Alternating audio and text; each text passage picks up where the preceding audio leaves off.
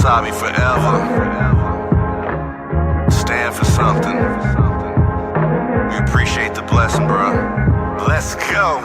Ain't trying to bite it, we create it, then we ride it. We know our wave is seismic and you really can't deny it. We just keep on soaring higher, you would swear it's autopilot. Then you realize tone and shift and made a living off a fly. We are the wave and it's bigger than the moment. It's a movement that's progressing like the trucks stick on opponents. It's time to stake our claim, it's time to bring the pain. We're battle tested, now it's time to show it ain't a game. It's time to make a lane, a different vibe, another wave. We're known for killing, shoot, even help them pick their graves. We're breaking free in chains and running towards the daylight. The victory's in plain sight, we're taking flight to reach heights. These voices tired of waiting, tired of playing, time to go. This vibe's been percolating, gaining steam to explode. Building anticipation, maybe time to reload. We paid our dues, now we're coming back to repo. We kicking doors, we ain't got no time for peepholes. We keep evolving for our family and our peoples. Ain't playing fair in this game, we just some cheat codes. We are the wave and our hurricanes on beast mode. Welcome to Waves of the Bay. With DJ Spaceship and Welcome Mode.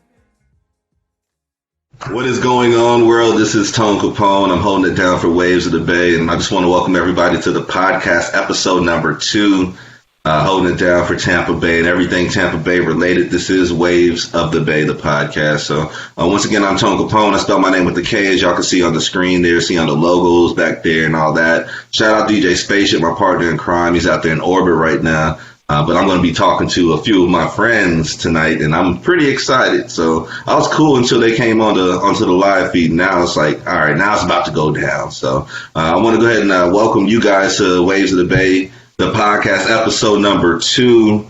Like I was telling Leppi, man, y'all got in early on this one, so I'm glad that you guys are going to be part of, like, you know, us building the foundation for this. You know, when it comes to FM radio, we're over 100 episodes in, you know, almost 2 years in on that. But this is something different right here. So thank you for taking time out to talk with me tonight on the podcast. So with that being said, I want you guys to just introduce yourselves real quick. Let me go ahead and start with Blessed Serenity. Oh, for me. Okay. Hi. Thanks for having me, for sure. Nice to be here. It's dope to be on the second episode of the podcast. Can't wait to have us both back here for the 100th episode and to hit the radio one of these days. So it's dope to be around. It's definitely been a minute. I think the last time we interacted was probably like one of the Ignite the Night shows at we'll 5-star. Sure. It's been a minute. But it's dope to be back and in a different space and in a different light this time. So it's cool. Definitely. Thanks for having me. Leppi. Sure. What's going on, y'all? It's your boy Leppi. We in here. Glad to be here. Glad to be featured on tonight's episode. Get going. Ready. Y'all two are too chill right now, man. Y'all, like, we got the coolest people in the world on the feed right now, man. It's cool. Listen, all right. Gotta be. All right. I want to go ahead and just get it all kicked off, man. Like, for real, like, one thing I've always wondered, like, especially like right now, I've always been asking everybody how they've adjusted during the coronavirus. So Leppi, as an artist, producer, like, how has the corona, like, made you have to change your game up? It's been fun, actually. I basically started making my own videos.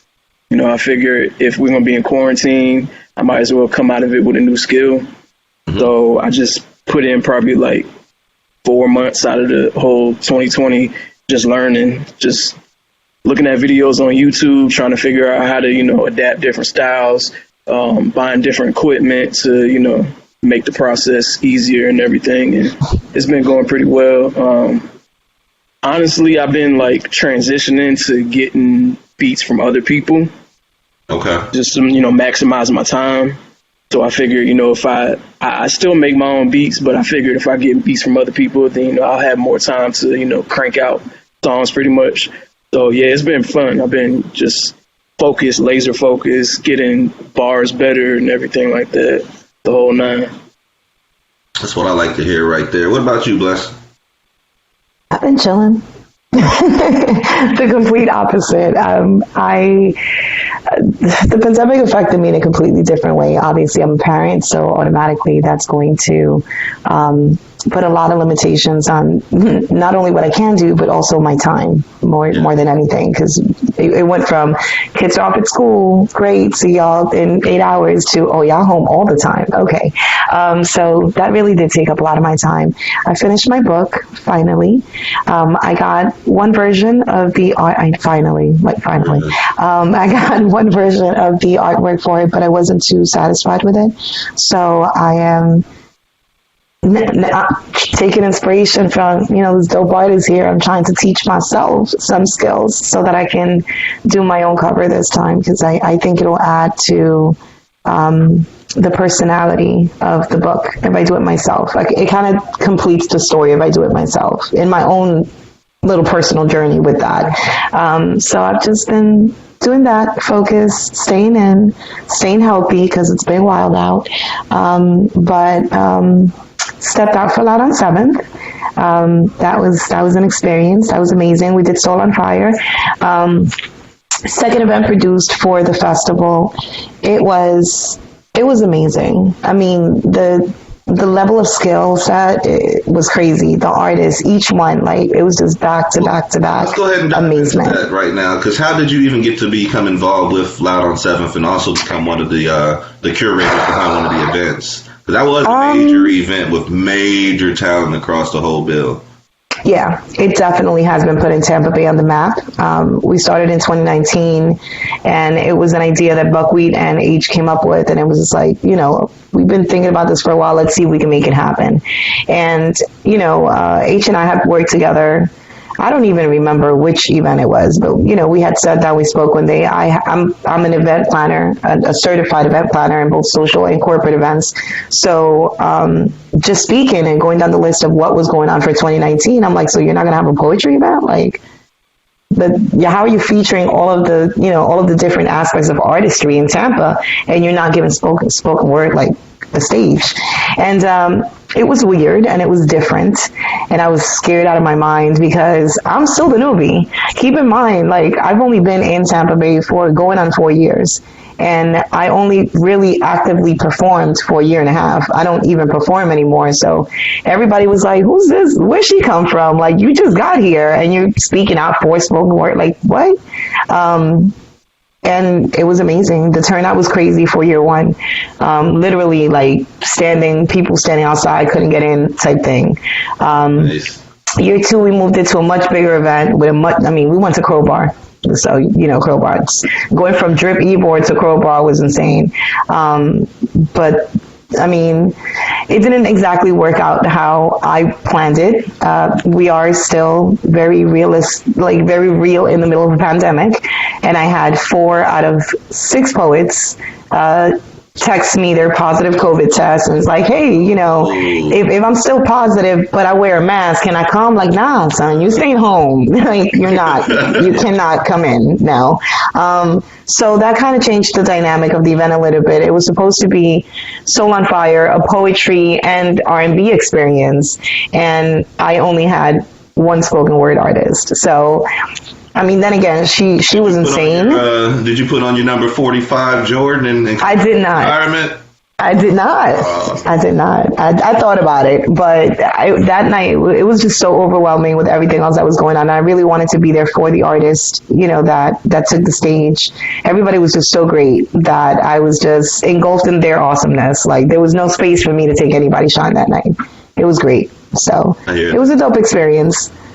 So I'm excited to see year 3 from a spectator end. So I'm gonna sit the next one out, but I'm excited to see what happens. So I think that was like my most active, that and learning how to film, helping people make videos and stuff.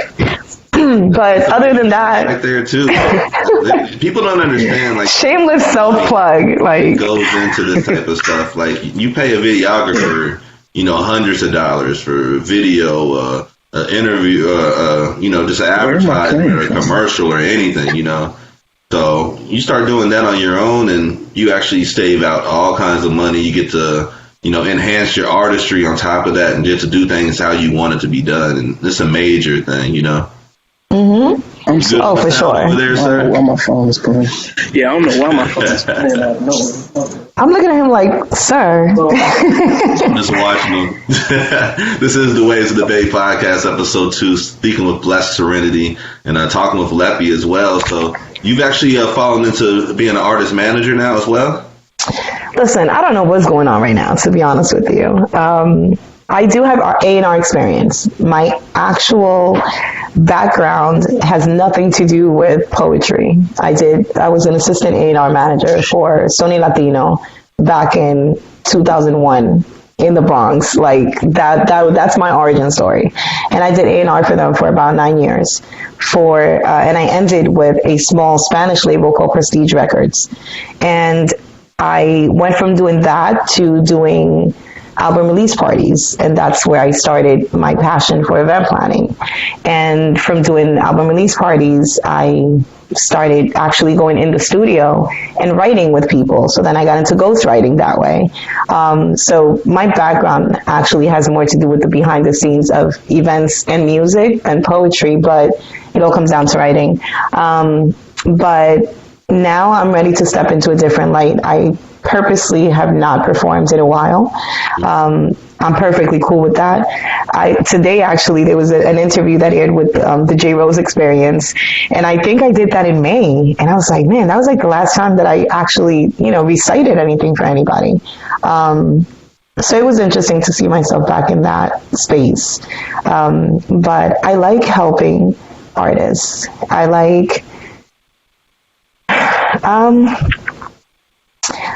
like to think that I see things in people that others need to see, and then it becomes an urge to get that same message out. To get people to see what I see becomes like a hunger, and that's part of the drive when it comes to working with talented artists. When I met this gentleman here, I was just blown away by the lyrics. Like, obviously as a writer, I really fell in love with the wordplay, and that was mostly what kind of drew me to the music. And then I became a fan. And then eventually, I think months later, we ended up actually meeting up at Smoking Words. But that's kind of how that started. And that's usually... What was this now? 2018? Yeah. It's been a minute. Late 2018. Yeah, it's been a minute. But, it kind of, ever since then, when you're representing an artist, when you're working with an artist, if you're not one of their number one fans, then you're not going to be out there grinding for them, doing for them, like it's for you. You got to have that same hunger, that same thirst to get their message out, to get their work out that they do. And that has to reflect in your communication with people, because otherwise, why are they going to put somebody on off of the strength of your lack of excitement? You know what I'm saying? So I think having that passion of working behind the scenes, helping people and falling in love with somebody's artistry and wanting to help them get to that next level is part of what promotes you to do that. And that's the space that I'm in now. I'm comfortable doing that. I don't work with a lot of people. I don't have the time to. I'm currently just dedicated right here, but it's exciting to be in this space. It is. And I think that there's a very dope story to tell, and I'm cool being part of the foundation that made it happen. So we'll see what happens. That's kind of where we at. I want to throw this at you right now, because just hearing what she's talking about, man, how does it feel to have somebody behind you that supports you as much as she does as an artist?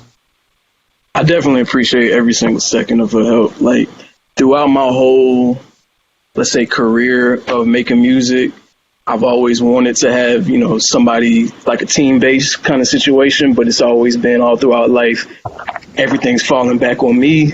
So it's been me having to, do promo, find locations for things, writing the music, making the beats, all that kind of stuff. So to have somebody that can have a mindset of like, how other things work that I may not be good enough at, it's definitely helpful all throughout time, finding events to perform at, making connections like this that I probably, may not have been able to get to myself. So it's definitely helpful all the time.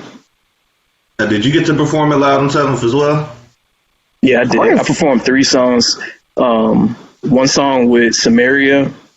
So we have that. Dope track. Dope, man. Yeah, Dope track. Yeah, she executed. Yeah. You have to understand, from my perspective, having them on, having him on, having to be a completely different genre than anybody's ever used to. Because this is an R&B event. It's like, aren't you a rapper? Like, what are you doing here? Having that happen, and then seeing the effect of that, how it translated on stage, to see a completely different sound come from, and then having Samaria, who's all R&B, neo soul kind of vibe, it was just explosive to see that. Nah, she's talent on talent, for real. We did a lady cipher at one of our events, and we had I remember fall out, so somebody just didn't show up. So Simi actually stepped up. This is the first time I ever met her. She's a young buck at this point. I remember.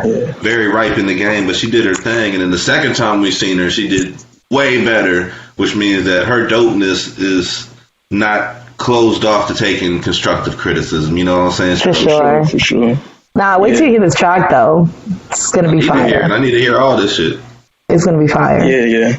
Hopefully it's coming out January, February. I have a whole, I'm trying to decide whether I'm releasing an EP, singles on singles. But are you sitting on a whole bunch of music right now? Way too much. Like the whole pandemic nonstop.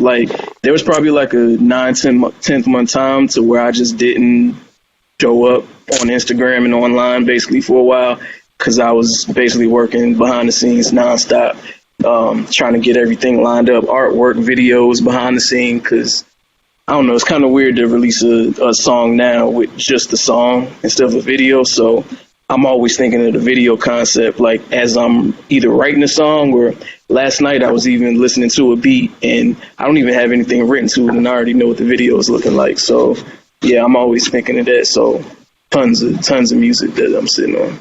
Way too much. Off the chain, man. I'm gonna tell y'all a quick story about my Loud on 7th experience, because I was actually supposed to host the kickoff show. That's right. I was getting sick a few hours beforehand. It wasn't the Rona.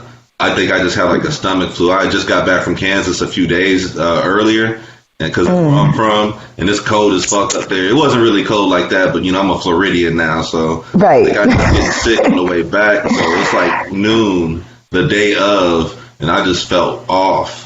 And then by the time 4 or 5 o'clock came, my fever was 102, 103, and I had to disappoint the homie. I'm just man, I can't even do it, man. So I felt so disappointed because I was so hyped to be the one hosting the kickoff party, and oh man, but yeah, shout out to H. Shout out to definitely shout out to H. Shout out to Buckwheat as well. That was an experience. Year 2 was definitely different from year 1 in a lot of ways. I cannot wait to see what they do for year 3. For real. It's going to be bigger, I'm sure. I'm sure. Coachella, Tampa. It's coming. It's getting there for sure. And if Loud on 7th won't bring it, somebody else will soon. So it's coming. Tampa's changing. So. Leppi, how long have you been in Tampa for? Off and on since 1999. You a Tampa vet. Yeah, I spent a few years in Orlando, went back to Virginia for a couple years. But yeah, it's mostly been Tampa for the past, 22. So when did you actually get started doing music then? Basically I started writing songs, or writing poetry when I was I guess we kicking ages now, when I was 12. And so I'm 31 now, so I just been writing nonstop, and it was never a serious thing until probably 18, 19. Then when I was 18, I learned how to make beats, and then I just started, going deeper into it. But, life things happened. They got into the way to where I wasn't able to focus as much as I wanted to on them until about 2017, 2018, to where I could just, put blinders on and focus on it nonstop. So, focus since about 2018, but behind the scenes writing for a long time. Now, what was it about, like, your career and where you were trying to take it to that made you decide it was time to get with a manager or somebody to help guide you?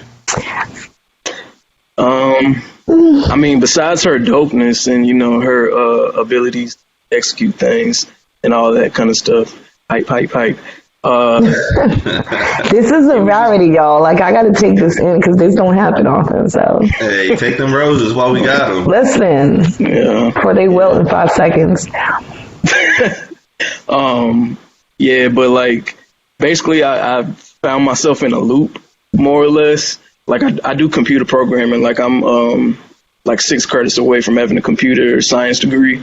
So basically, like when you do programming, you have like loops and everything, and they execute. So I felt like I was in a loop of like doing the same thing over and over again. So I just felt like, hey, if there's some way to where I can like maximize my time and my efforts and be able to have some kind of support to make things happen another way, then, you know. His insanity just needed some serenity, that's all. All that. Perfect name for it, huh? Shameless plugs all night, I'm telling you. Blessed Serenity gonna play this back whenever she's feeling down. Just that little clip right there. Yo, facts. She'll be, For real. You know what I'm saying?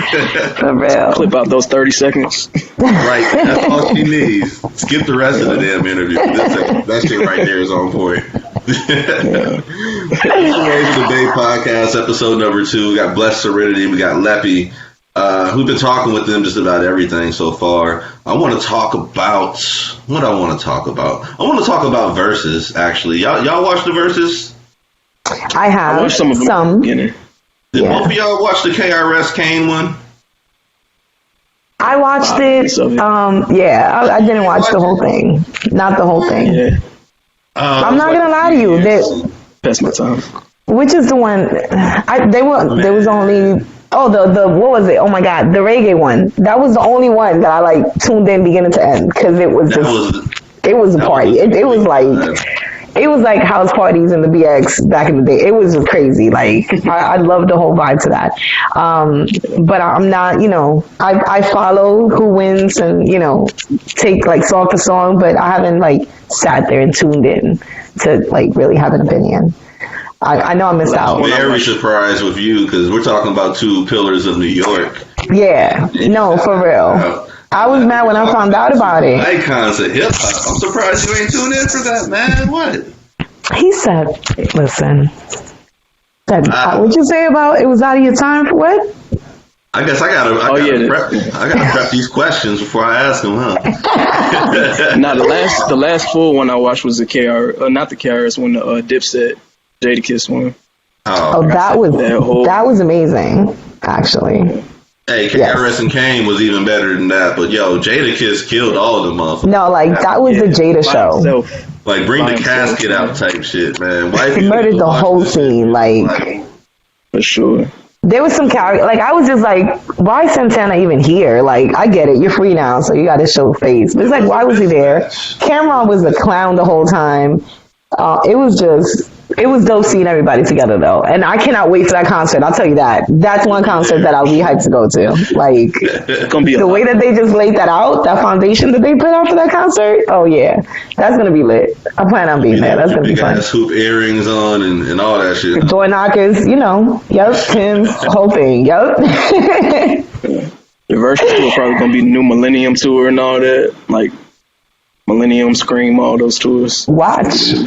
It's pretty much everybody that goes on Versus pretty much either is putting out a new album or else they're going to go on tour right afterwards and get that money. Which I can't be mad about it because you guys know how things work now with the streaming and everything. And let me actually like with streaming, were you like, did you have like a distribution deal before you got with Blessed Serenity, or was she the one that taught you like the whole business behind music and everything? No, I was SoundCloud all the way. Okay. And then, you know, figured out the ways of how to get on Spotify and all that. And, pretty much get the distribution, DistroKid, all that kind of stuff. All the behind-the-scenes stuff. What is it, SoundCamp, I think it is. Yeah, so Bandcamp. She was definitely part of that. I think Bandcamp. Part of what makes this partnership work is that there is a balance. There's a lot that I don't know on that side of things. Stop it. There's a lot that I don't know on that side of things. And there's a lot that, I think that when you can complement each other in that way, any business relationship will flow effortlessly. You know what I'm saying? I think I bring things to the table when it comes to working with an artist that obviously, from an artist management perspective, from a former A&R perspective, the artist would not have those same insights or, that experience, that perspective. I knew nothing about BMI. I just started performing a year and a half ago, so I had no clue about any of that. So being able to kind of, learn from each other also makes it work. It makes it easier to, want to be actually stuck working with somebody. So. Well, that's a good thing. Y'all get to grow together and get to learn these things at the same time. That's one thing I make sure, I try to, and it's not like I try to preach on every damn podcast show, but if I'm speaking with the artist, man, and you're in the music business, we got to talk about business behind music, because a lot of people are leaving money on the table. And, even when it comes to performing at open mics or, performing at the events that we had, if you got all your stuff in order, you can get paid for open mics. People understand that. There are many ways to get paid, and I don't know the last time I bought a CD. You know what I'm saying? Everything's streaming right now, and if you're not with that and not getting paid per stream, or you're not on YouTube or all this other stuff, you Spotify, Apple, somewhere. Straight up. Yeah. I just learned about that whole performance, how you could get paid off of performances from DJ Ant. Shout out to DJ Ant. I learned that from him last year. So that was definitely a very helpful tip, because I had no clue about that at all. I thought it was just, songs on Spotify, Apple Music, and that's the only way. But once I learned that, it was a the wrap. major thing lately is TikTok, for real, man. These guys is getting paid off TikTok. Yeah, they count that that's as the a craze. stream. So all these dances that are 1 million views and all, I don't even do TikTok. It's crazy to be. I don't either.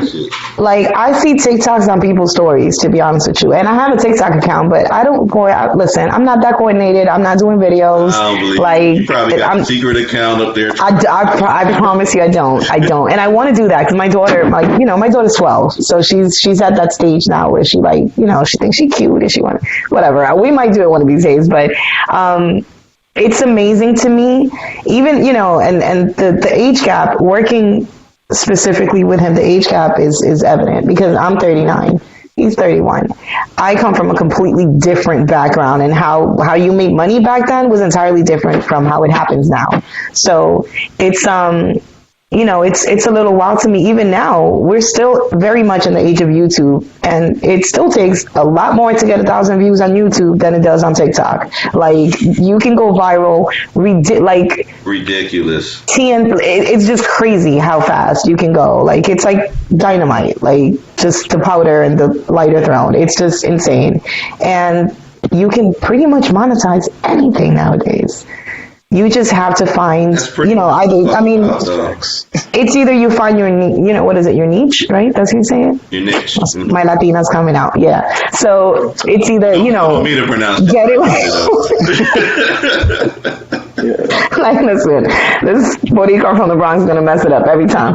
But it's just you either, getting where you fit in, or you create a sound that is commercial enough to get you in everywhere. Mm-hmm. That's really the only way to see it. And that's the key, though. You know what I mean? What do you do when you're not the kind of person that's super social, that likes to be in front of the camera all the day, the whole day, that lives to be online all day, but you have quality music? What are you doing when that happens? Start producing, huh? Yeah. Find somebody that's cool with it and get them to get you out there. That's why it's important to have a partnership and a balance, you know what I'm saying, with management, and somebody that whoever's working with you, whether you're doing artist development, whether you're managing an artist, figure out a balance, because it can't be one person doing all the work while the other person's dictating. It can't be only one person having all the ideas while the other person is just following along. There has to be an equal flow of energy in order for it to, to work. That's it. That's the word, for sure. For sure, but it's fun being on this end. It is. Teamwork makes the dream work. That whole part. It really does, man. Because like I've been on teams where I've had to carry the weight, and I've been on teams where it's actually a full out brotherhood almost. You know what I'm saying? So there's a major difference when you talk about that, because whenever you have a team, it seems like somebody's always going to fall off. You know what I'm saying? Like, I don't know why. Yeah. Somebody's There's always one going to fall off. You don't want to be the one person in a group project. Nah, you damn sure don't. But that's the thing, though. Even when you're not in a group, even when you do have like single management, you have a lot of people out here. I mean, I'm pretty sure you see the same thing with promoters. You have a lot of people out here that just see the money. They don't really care what you play. They don't care what kind of sound you bring. You got 10 people, you got whatever number of people that can buy tickets to the event. Cool, I'll put you on the bill. Not really putting that much effort into your art. How can I say that I want to put you on, I want to work with you, but I don't know your music? Mm-hmm. But I've never heard your song. Or don't even really care to hear it. At all. And like recently I've seen this happen, with artists, and it's just wild to me that that's still happening. And if you don't have a passion for it, you shouldn't be working with an artist. If you're not as excited about the artist's music, what product they're putting out, then you shouldn't be working with them. Like, there's a lot of let's get money, but I don't really fuck with you type shit out here. Mm-hmm. It definitely flows different when you believe in the artist, and you actually know what they're playing, what sound is out there, what people are listening to. It makes a difference. It makes a difference. He had a trash record yet? His early music. Yeah, his early music. The early week. For sure. Right with it. Yeah, his early music, it was like, I'm so glad you've grown. But real shit, one of the things that I can appreciate, and I can say this as both a fan and a business partner. Every single song that he has put out, since I've met him at least, has been progressively better than the last. The story that, what was it, WWC? That was the last EP, right? When did that come out? Yeah. April of last year. Like, I thought so I just threw out a whole bunch of music.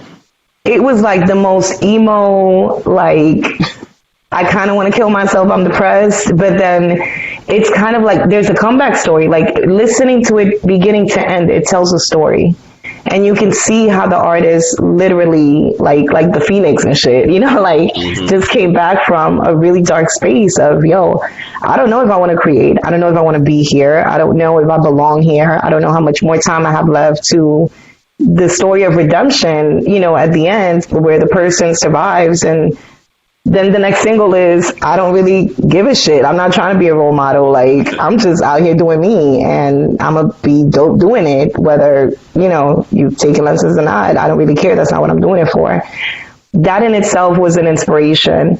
And then SpaceX, which, well, no, hindsight, right? It was hindsight then SpaceX? Listen, I know there's a lot of music lately, but it's just every single story is different and lyrically better and musically progressively more impressive. But his beginning work, yeah, it was different. I want to know actually just how far back we talking about. Yeah, right. You got it. That's the off-camera shit right there. Like, yeah, exactly. Nah, but I was actually listening to your music earlier today, like probably about a couple hours straight, honestly, man, because I'm more than likely I'm spinning a ride this Saturday on Waves of the Bay, so heads up on that shit. But I just wanted to hear your sound. Like, for one, I wanted to make sure you was on streaming platforms, which you are, so thank you. And I want to just hear what you was talking about, man, and it just seems like you didn't really like hold back, you know what I'm saying? You gave, everything was just authentic when it came to your words. Like, you weren't really trying to, sugarcoat anything. You weren't trying to fit a mold or anything. You was just doing you. So as an artist, I appreciate that, man. I like that genuine, that feel, man. That's from an artist to me as a person, pretty much. Like you can even ask Blessed Serenity, I don't really sugarcoat anything. Like, whether this is off music, on music, regardless, it's just everything. Like, I got to tell my story, how I tell it, and how it's coming out, basically. Yeah. And I think that's part of what makes it interesting. Like, if you know this person outside of this space, and like, it's funny to me, because if you know this person outside of this camera screen, every lyric you hear is real shit. Like, it's not like, oh, this isn't for the gram, or this isn't because it sounds good. This is like, nah, this person's life is literally being told in the story. This is not your typical rap shit where it's like, let me just come up with a story because it sounds good or it flows good. Like, no, this is literally stretching stimmies and, you know, making it through the pandemic and they're going to Tampa shit right there. Listen, nah, but like, just the levels of genuinity in the music makes it so much more appealing. I love it, man. I love it because the fact that he's linked up with you, and I have a good, you know, understanding of who you are over these past few years. So we've known each other probably 4 or 5 years now. We getting there. Amazingly. We're making 4, yeah. Yeah, like I've seen you it's been a minute. grow as a performer now, you know, a business owner, manager, you know, curator, promoter. Man, your stage was the first stage I cried. Yeah. Your stage was the first stage I cried on. The last time I seen her was the last live event that we had. That was March of 2019. Golly, yo. Man, that's crazy. before. It's been a minute. It's been a minute. But it's been an honor, really. Like, you know, just you see your growth off of how people tell you about yourself. You know what I mean? Like, I love to sit with people and hear what I call horror stories from when I started, you know, when I first moved to Tampa, that I didn't know anybody. And people were like, yo, how you just got here? I've been here for 10 years. How do you know the door person? How do you know the guy that works the kitchen? Like, how do you know these people? I'm like an antisocial social person, like an introverted extrovert, if that makes any sense. Like, I don't like people, but I really don't like people. I really don't like people, but I love networking. You know what I'm saying? Like, if there's a point behind it, if you're a person that at some point I can turn to and be like, yo, you trying to make money together? Yo, I have this idea. You trying to elevate it to the next level? Like, if at some point we can work together to bring forth something positive for someone, for a community, for a city, then yes, I want to shake your hand and look you in the eye and introduce myself, because at some point, if some big shit is going on, it'll be an honor to work with you in that level. So I kind of make that my point, and I do it unintentionally, I promise. It's like, I don't even know why. It's like, I don't know how it happens, but I got here and I met so many great people, and one thing just kind of led to another. And, you know, when you meet good people that have good intentions, that have good ideas, and you get together, great shit happens. And that's what's happened so far. So it's been a blessing. It really has. And it's dope to, you know, it's dope to meet, you know, like you and I, we've known each other for a while now, and just kind of see, like, you were on that side of the room when you first got here. Like, man, the first show, I remember that show. I cried my ass out. I was like, I had to stop in the middle of the performance, and I was like, hold on, y'all, because I broke down in the middle of the performance. Middle, microphone in hand. Yeah, it was crazy. In hand. Nah, because see, what happened was, let me tell you what happened. So, and then it had actually, I think I did tell you what happened. Right before I got on stage, the guy that I was dating at the time was supposed to come to the event, and we got into an argument, and he didn't want to come, and I was in my feelings about it. And the piece was about, you know, us and where we were, and I was just overwhelmed with emotion at that moment. And as an artist, that was a really big moment for me, because I was ashamed and I was embarrassed, which is why I had to take a step back and literally to see like a slew of Tampa great poets like gather around me, rally around me, and be like, girl, yes, like that was fucking great, because the emotion was so real. That was life-changing for me as an artist. It was, I have problems with vulnerability, because I really, really, really have to care about you to let you see me in a vulnerable state. Otherwise, I will be New York all day, and it'll be like, are you ever soft? Does anything faze you? Like, are you ever, you know, but I really, right, and, you know, till I die, like, that's just how we are. But to be able to be in such a vulnerable state and to not feel ashamed or not, to allow that to be a part of my artistry was life-changing for me. So I will never forget that night. So grateful. It was a great experience. Stories like that, and I actually love being able there to experience that, because one thing about music, about spoken word, about art, period, is like it gets people there. And, if you're the person that's delivering the message and you bring somebody to the tears, like that's like a whole nother feeling right there, man. Like that means that they connected with you on a level that most people haven't. And on the flip side, as an artist, when you see all these people that you look up to, your peers and people that you consider, icons or however you want to look at them, but they're looking at you and giving you support and gathering around and making sure that you're okay, that's next level as well. So I love hearing those type of stories. Crazy experience, for sure. For sure. It was crazy. And I mean, there's been a couple of times, like I've seen over these 3 years that I've known Leppi, I've seen him perform in a lot of stages. Seeing his growth as an artist, as a performing artist, is a completely different story than admiring his lyrical skill.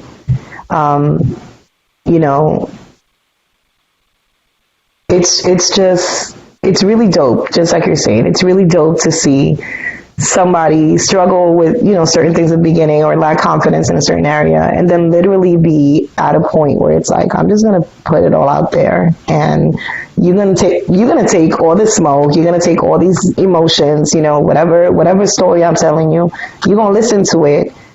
And I'm gonna look good doing it, and I'm gonna be genuine putting it out, and that makes all the difference when it comes to like growth and relatability, like for sure. And that's one thing I have a problem with too, man. I need to be hands on with shit. Like if I'm involved, I need to have a say in what we doing. That sounds familiar. I don't need to be the boss, but I need to have a say in what we doing. You know what I'm saying? See. Yeah, the whole part. There are some people, though, that are control freaks, They just want to have a say in everything. This looks like a meme right here, man. It's like... every game that would be perfect. Doing perfectly. Oh, man. Nah, but it's Waves of the Bay crazy. Podcast, and we're speaking with Blessed Serenity, speaking with Leppi, episode number 2. I want to thank y'all for taking time out to speak with me tonight. I do got one last question for you, kind of completely off topic, man, but I'm a foodie, like I said, I like to eat. So let me say, y'all take me back to your hometown. What's the first place you're going to take me to? What are you going to try to feed me, yo? I want to know. Where am I taking you? Am I cooking at home or taking you back to New York? You taking me to New York. Oh, okay. Ooh, all right. Oh, I'm taking you to New York first? I thought you was going to... Yeah. I thought you was going to Virginia first. No? Okay. Yeah, I can go. So, if you consider, like, Virginia, it's been such a long time since I've been up there that I don't even know what's there. So, let's say we're going back to where my family's at in Charlotte, North Carolina. It's I heard it's been downhill, so it's kind of unfortunate. But this place called Cookout, that's like the best, like... mix of like fast food and like basically cookout barbecue food. That's like probably the best spot out there for sure. Okay, so give me some barbecue and some good American food. Yeah, some coleslaw, ribs, all that kind of stuff. Yeah, okay. I can get that. Sounds kind of good. I can get down with that. What you gonna get? New York has everything. What you gonna get me? Man, listen, I was about to ask you what you want. Where we going? I mean, I was raised in the Bronx, but I lived in Queens up to right before I moved here. So I lived in Queens actually for half of my life.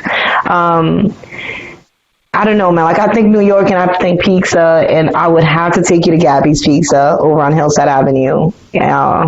Jamaica, Queens, for sure. Definitely, like, I have never had any pizza like this ever in my life. and I've eaten a lot of pizza. Like, yo, this pizza is amazing. Where y'all got On everything. Listen, Man. fight me over it. This is that real. Like, I will stand on how good our pizza is. So yes, Gabby's Pizza for the win. That would definitely be the spot. Either that, there's a roti spot up in 179th Street on Hillside Avenue. Off the hook, little hole in the wall space, but listen, so good. I mean, there's a little bit of everything, so you tell me what you want. Whatever it is that you want, I got you. But yeah, you definitely got to hit some pizza. I like the sounds of that because I'm all about going places and eating new stuff. So I appreciate giving me the idea of what I need to be getting down with, man. Listen, I think y'all in Kansas, we getting barbecue straight up. So I'll tell you that right now. As soon as we step off the plane, y'all going to go get some Gates barbecue, get some burn-ins, and get a mixed plate.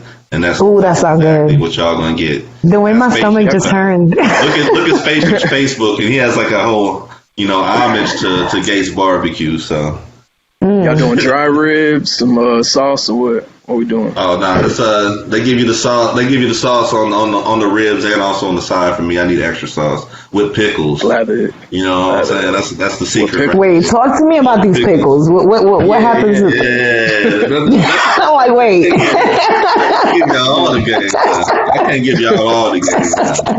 I will plug one place in Tampa because if y'all ever know, been to Ella's on Nebraska, a little bit south of Hillsboro. On Sundays they have a Sunday brunch, soulful Sunday brunch, and it's like Kansas City barbecue. Y'all should try it.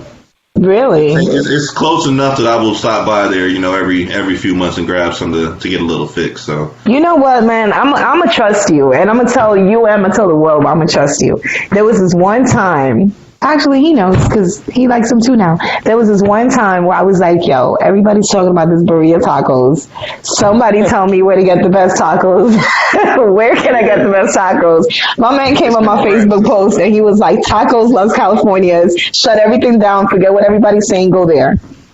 Listen. They see me every Sunday. After church, I roll through there like every Sunday and they go, man, listen. I'm still trying to get them to come out. That's that shit, man. They be, oh, what's up, Tone? First name basis for real. Nah, I think he still hasn't tried them out, but definitely best tacos in Tampa. So for sure, I'm gonna definitely trust you on that. I'll take my flowers. For real. That was a dope ass recommendation. I tell everybody, and they're like, a food truck though, and I'm like, oh no, they're getting a brick and mortar spot soon. Don't worry about it. And I think they are actually. I think in like a month they're about to open up. So I'm excited. Listen, I will shoot there. That's okay. I will travel. I will travel. They're worth it. Ooh, they're worth it. But I shouldn't even ask this question at the end. Now I'm thinking about food and shit. Listen, I'm trying to see the time. Like, it's not even 10. I could still eat. It's cool. It's all right. All the restaurants about to close right now. Yeah, that's the problem with the Rona right now too. Yeah, that's 10 p.m. Like, how you closing at 10? Mm-hmm. That's wild. Now, let me ask you guys this. What do you foresee as normality for us? Tampa is on the rise in every sense of the word, artistically, from a sports perspective, from a business perspective, from a technology perspective. Tampa's about to blow up. And we see that not only in the 40% price increase over in the rent over the year, but, there's a lot of changes going on. How do you think that, the pandemic, I can't even tell you it's coming to an end. I think we're up to Mu or Lambda or something because after Delta, they just kept multiplying. But at this point, what do you foresee is the normalcy for the artist scene in Tampa? I don't really see anything changing for a while still. So, I mean, with that being said, people are still out kicking it and figuring out how to do events. But listen, down, everybody outside. I mean, well, they're not even really masked up that much. Nobody masked up, boy. I don't really change anything. As far as the city of Tampa, period, we're definitely growing. Like, we're going to be like one of the premier spots in all of America, like very soon. Like, you can tell, and I'm not a fan of gentrification by any means, but they are knocking old shit down and putting better shit out there. Did you see what's about to happen in Ybor? Ybor's about to switch up. No. Oh, yeah. With whatever South is what they're calling Ybor South is what they're calling it. Yep, yeah. That's about to be a whole different vibe. It's going to be like a little New Hyde Park. Think about you're riding down the crosstown, and you're pulling up on all this shit now. You know what I'm saying? Everything's popping up. This is the view you got when you're riding downtown. You talking about down by the stadium? I'm talking about down. Yeah. Starting, yeah. Yeah. Starting I just saw downtown. that for the first time the other day. I was like, wow, that's crazy. Mm-hmm. I love the Tampa's crosstown. definitely changing. Yeah, I'm excited. I'm excited. Like, places close and like the buildings stay closed and they're just standing and vacant. So I don't mind seeing Damn. shit getting knocked over and rebuilt. But Yeah. with that being said, I mean, when it comes to the whole gentrification, kicking people out of homes and communities and destroying that type of stuff, I'm not a fan of that. So there needs to be some type of balance when it comes to that. I'm from a community where people know each other by their last names and you look out for your neighbors. So especially, yeah. It's not like that all the way out here right now because everybody's just moving from other places and shit. So Exactly. I mean, I think that this is one of the cities with the highest, influx of out of town, out of state, new out of state residents, I guess. Residents. I mean, I shouldn't be talking about one of them, but three of us are. Yeah, we shouldn't be talking. But gentrification sucks in every aspect, of course, especially because we know that the more marginalized and underserved communities are the ones that are first going to be affected by it. Not everybody gets to enjoy, the city grows, but the cost of living grows. And if the wages don't grow, the jobs don't grow with a wider spectrum of, I don't know, I guess, I don't even know how to make that work because, they do create more jobs for people in the city.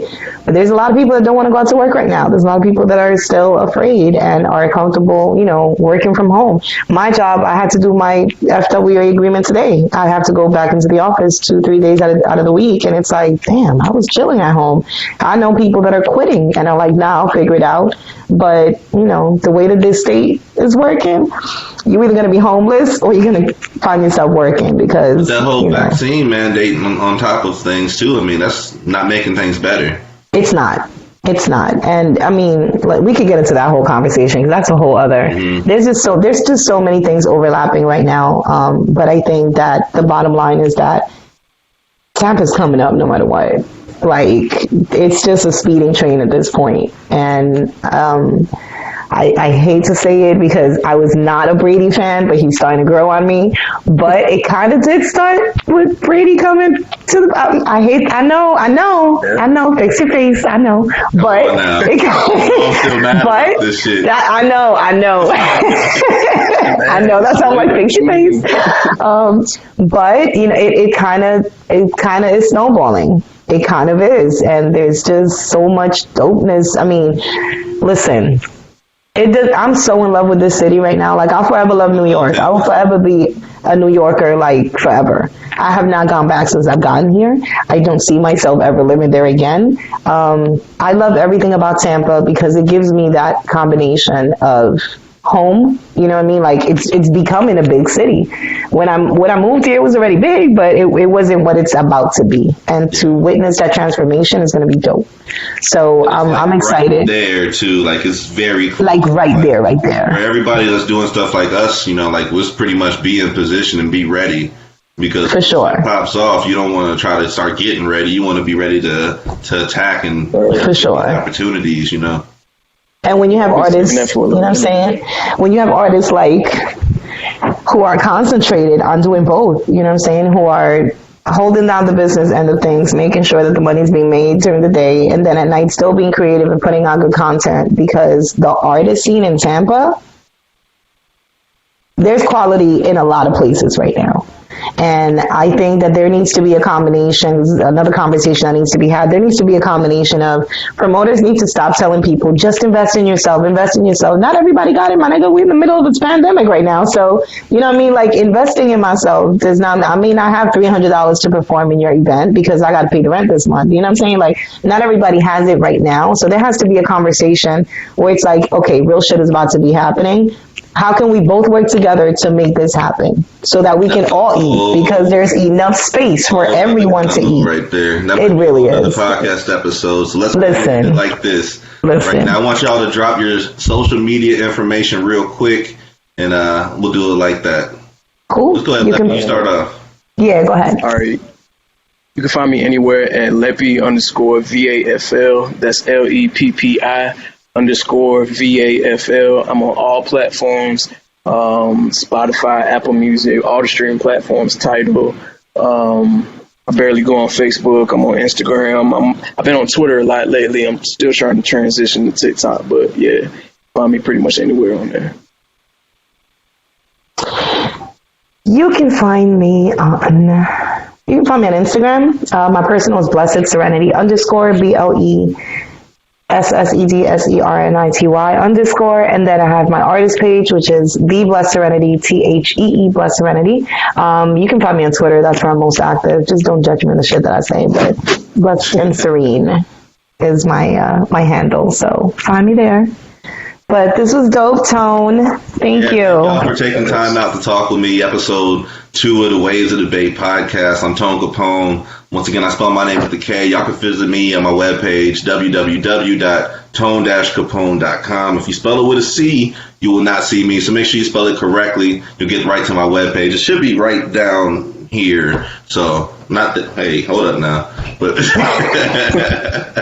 but not for real, though. Thank y'all for taking time out tonight. And I can't wait to see y'all live again, man. We'll get it in. I'll definitely have a drink with y'all when we see each other. Cannot wait.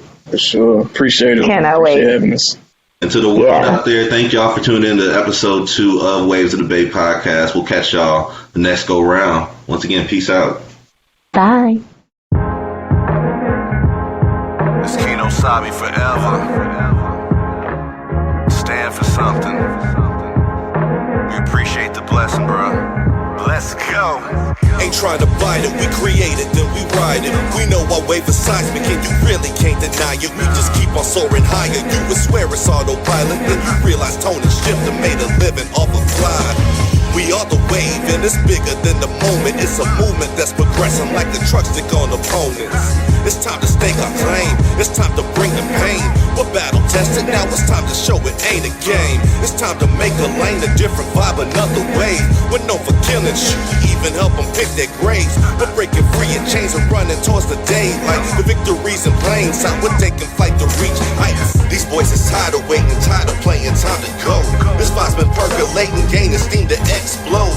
Built in anticipation, maybe time to reload. We paid our dues, now we're coming back to repo. We kicking toes, we ain't got no time for peepholes. We keep evolving for our family and our peoples. Ain't playing fair in this game, we just some cheat codes. We are the wave and our hurricanes on beast mode. Welcome to Waves of the Bay.